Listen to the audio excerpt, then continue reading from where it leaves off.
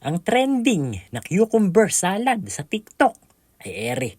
At mapapanood yun na sa Facebook. Napakarami nang gumawa na rin. Pero yung iba'y pinapahirapan pa. Kaya nga ituturo ko sa inyo, kung ano lang ay meron kayo. Para naman matikman nyo rin yung trending na pinapanood nila. Ere na, yung mga gagamitin natin. Paniguradong meron ka na rin. Hiwain mo na isang piraso ng apple. Siyempre, pipino. Cucumber salad nga ere. Tinanggalan natin ng buto.